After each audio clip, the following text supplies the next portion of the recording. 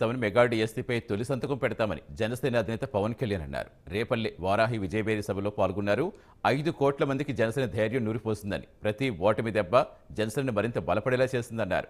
రాష్ట్రానికి రాజకీయ స్థిరత్వం చాలా అవసరమని, అన్ని పార్టీలు కలిసి రావాలి, వైసీపీ వ్యతిరేక ఓటు చేయకూడదని పవన్ పిలుపునిచ్చారు. తాను బతికుండగా రాష్ట్రానికి అన్యాయం జరగనివ్వనని పవన్ అన్నారు. ల్యాండ్ టైటిలింగ్ యాక్ట్ అని పట్టుకొచ్చింది.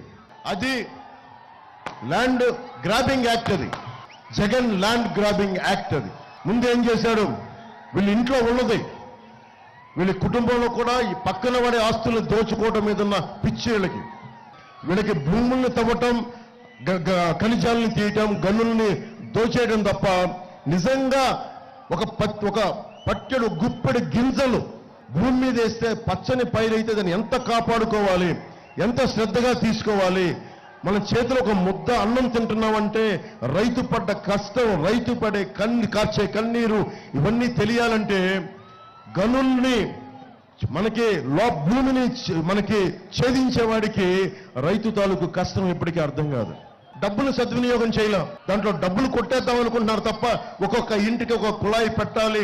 డబ్బులు వస్తున్నాయి, డబ్బులు ఉన్నాయి, కనీసం తాగునీటి అవసరాలు కూడా తీర్చలేని ప్రభుత్వం. అటు మనం గుడివాడికి వెళ్తే పేకాడు క్లబ్లు, బందరికి వెళ్తే పేకాడు క్లబ్లు, అటు ఉత్తరాంధ్ర వెళ్తే పేకాడు క్లబ్లు, మట్టి మాఫియాలు, దోపిడీలు, దాడులు తప్ప ఒక్క అభివృద్ధి లేదు. మాట్లాడదామంటే భయపెడతారు, నోరు తెరుద్దామంటే గొంతు నొక్కేద్దాం ఉంటారు. అరే బలంగా అంటే అందరిని మనకి విచ్ఛిన్నం చేద్దామని. మనం భయపడితే సమాజంలో అభివృద్ధి రాదు. నేను మీకు ధైర్యం ఇవ్వడానికి వచ్చాను. మీ ప్రాణానికి నా ప్రాణం అడ్డు. అభివృద్ధి జరగాలి, అందరం కలిసికట్టుగా ఉండాలి. ఇదేదో జనసేనకో, తెలుగుదేశంకో, చంద్రబాబు నాయుడు గారికో, లేదంటే భారతీయ జనతా పార్టీకో, నాకో కాదు. ఇది రాష్ట్ర 5 కోట్ల మంది ప్రజలు కావాలి అంటే మనకి బాధ్యత గల నాయకులు కావాలి. కూర్చున్న ఎమ్మెల్యేలు తెలంగాణ నుంచి, కర్ణాటక నుంచి ఇళ్లకొచ్చి పేకాడు క్లబ్లు నడిపించడం తప్ప వీళ్ళకి డ్రైన్లు పొడ్చాలని, డ్రైన్లు శుద్ధి చేయాలని బాధ్యత లేదు వీళ్ళకి. ఎంత దారుణంగా ఉంది పరిస్థితి. అరే అన్నం పెట్టే రైతుకి అండగా లేని కాడికి ఎందుకు? మరి చుట్టుపక్కల మన జీవనదులు బోల్డన్ ఉన్నాయి, మనకి ఇన్ని పంట కాలువలు ఉన్నాయి, ఇన్ని ఇరిగేషన్ ప్రాజెక్టులు ఉన్నాయి, ఇంకా తాగునీటికి సమస్య ఉంది. నేను ఒకటే అనుకున్నా, నేను బతికుండగా ఈ రాష్ట్రానికి అన్యాయం జరగనివ్వను, తెలుగు ప్రజల ఐక్యతకి అన్యాయం జరగనివ్వను, భారతదేశ సమగ్రతకి అన్యాయం జరగనివ్వను, భంగం వాటిల్లనివ్వను. ఇంతమంది ఇరిగేషన్ శాఖ ఉంది, పూడికలు కూడా తీయలేకపోయారు. ప్రాజెక్టులు పక్కన పెట్టండి, పోలవరం పక్కన పెట్టండి, పట్టుసీమ ప్రాజెక్టులు పక్కన పెట్టండి, పూడికలు కూడా తీయని ప్రభుత్వం ఇది. మరి ఎక్కడి నుంచి పెట్టి మనకి వరి దిగుబడి తగ్గదా? తెలంగాణకి ఒకవైపు వరి దిగుబడి పెరిగిపోతా ఉంటే మనకి దాదాపు ఆంధ్రప్రదేశ్లో 10 లక్షల పైగా వరి దిగుబడి తగ్గిపోయింది. కనీసం పూడికలు కూడా తీయలేని ప్రభుత్వం. పేకాటలు క్లబ్లు నడపడానికైనా హుషారు ఉంది, కానీ కనీసం మన కాలంలో పూడికలు తీయలేరు. రైతు కన్నీరు ఎవరు తుడుస్తారు? రైతు బాధని మొన్న ఒక కవితా రూపంలో చెప్పాను, శేషేంద్ర గారిది. భూములు ఎందుకు దున్నుతున్నానో తెలియదు, డ్యాములు ఎందుకు కడుతున్నానో తెలియదు, నా బతుకొక సున్నా కానీ నడుస్తున్నాను. మాట్లాడితే చంద్రబాబు గారిని జైల్లో పెడతారు. చంద్రబాబు గారు నాకే స్నేహితులు కాదు, బంధువు కాదు. అరే ఒక సీనియర్ రాజకీయ నాయకుడు, చాలా దశాబ్దాలుగా పాలిటిక్స్ ని హ్యాండిల్ చేసిన వ్యక్తి. పాలసీ విభేదాలు ఉంటాయి, పొలిటికల్ విభేదాలు ఉంటాయి. అంత మాత్రాన్ని కూర్చొని అంత దారుణంగా చేసామని కాదు కదా.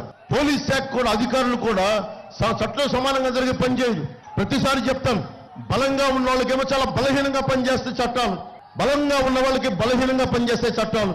బలహీనంగా ఉన్నారు అమర్నాథ్ లాంటి వాళ్ళ మీద చాలా బలంగా పనిచేస్తే చట్టాలు. గొంతు తెరవండి చంపేస్తారు, ఏదైనా మాట్లాడండి కేసులు పెట్టేస్తారు, ఏదైనా మాట్లాడండి అటెంప్ట్ మర్డర్ కేసులు పెట్టేస్తారు. ఎవడు ఎదురు తిరగాలి? ఎందుకు మాట్లాడాలంటే అనేది మన ప్రజాస్వామ్యం. ఇది ప్రజాస్వామ్యంలో మీరు రోడ్ల మీదకి వచ్చి గొంతెత్తకపోతే ఈ రోజు నేను ఓట్ల కోసం అడగట్లా, ఓట్ల కోసం తపన పడట్లా, మీ భవిష్యత్తు కోసం తపన పడుతున్నా.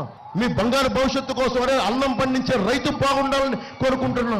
కనీసం ఉపాధి అవకాశాలు ఏమి పక్కన పెట్టి తాగునీరు కావాలి. గులకరాయి, చిన్న గులకరాయి పెడితే ఇంత పెద్ద కూర్చొని డ్రామా వేసాం.